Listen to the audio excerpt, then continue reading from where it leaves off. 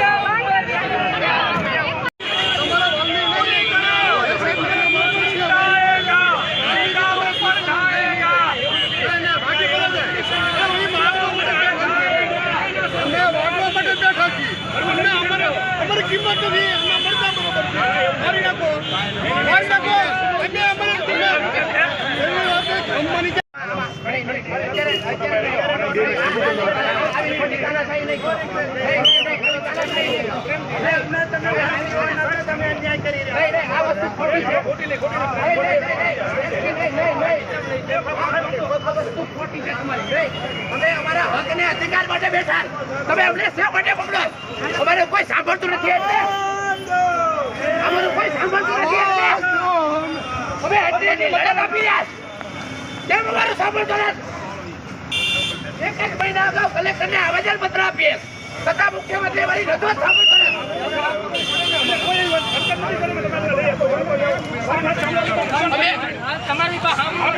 અમે કોઈ નુકસાની કરી હોય તો અમને કયો, અમે અમારા હક ને અધિકાર માટે બેઠા।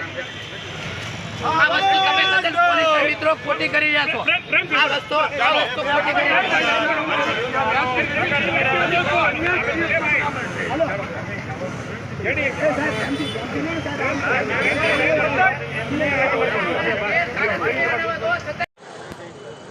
ભગીરથ બેરડિયા, એડવોકેટ, ગુજરાત હાઈકોર્ટ। આજરોજ સુપ્રીમ કોર્ટે આપેલા અનામતના ચુકાદાને આજે 1 વર્ષ જેવો સમય પૂર્ણ થઈ રહ્યો છે, છતાં ગુજરાત રાજ્ય સરકાર એ આંખ આડા કાન કરી રહ્યું એવું જણાઈ રહ્યું છે, જેના ભાગરૂપે આજે અમે ઉપવાસ આંદોલન કરી રહ્યા છે। આવનારા દિવસોમાં આ અનામત બાબતે ગુજરાત સરકાર યોગ્ય નિર્ણય નહીં લે તો આવનારા દિવસોમાં અમે જલદ કાર્યક્રમ પણ કરશું।